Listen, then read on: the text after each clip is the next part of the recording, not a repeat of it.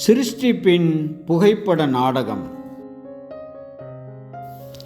சவுல் ராஜா கர்த்தருடைய கட்டளைகளின் ஆவிக்குள்ளாக ஒருபோதும் வந்ததாக தெரியவில்லை.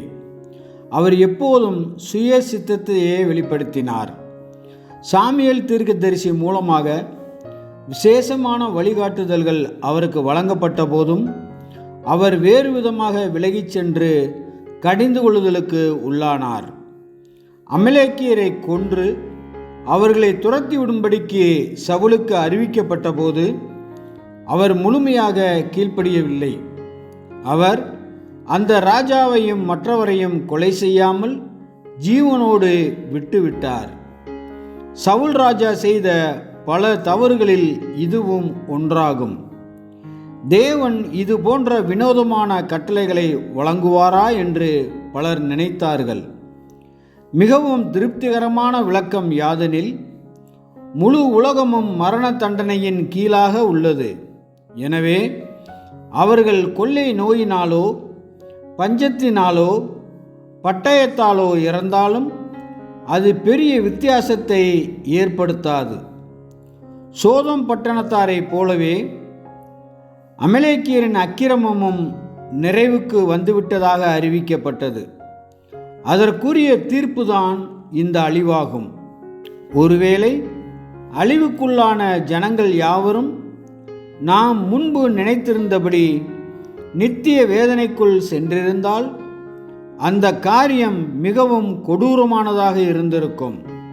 இருப்பினும் கிறிஸ்துவின் மரணத்தால் கிடைக்கப்பெற்ற உயிர்த்தெழுதல் எனும் தெய்வீக ஏற்பாடானது சோதோம் பட்டணத்தாரை போலவே அமலேக்கியருக்கும் இருக்கும் என்பதை நாம் உணரும் பொழுது இதை குறித்த முழு கண்ணோட்டமும் மாறிவிடுகின்றது.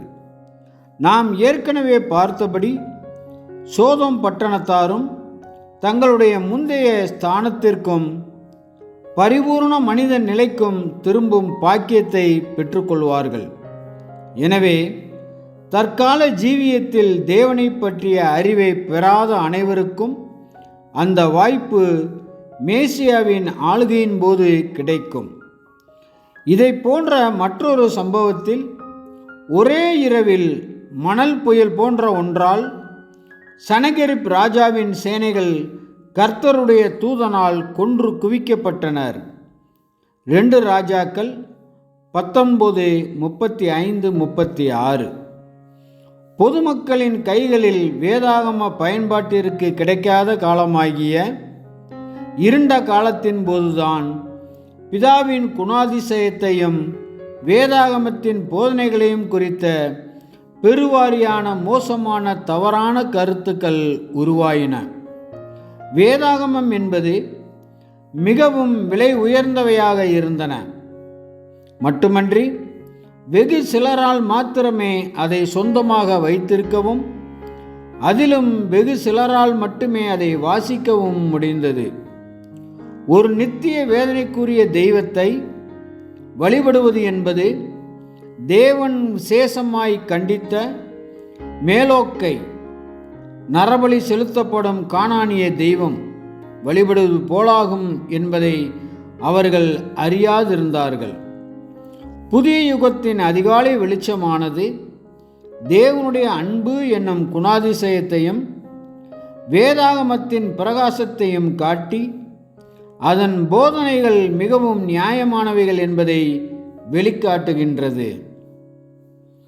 ஆமென்.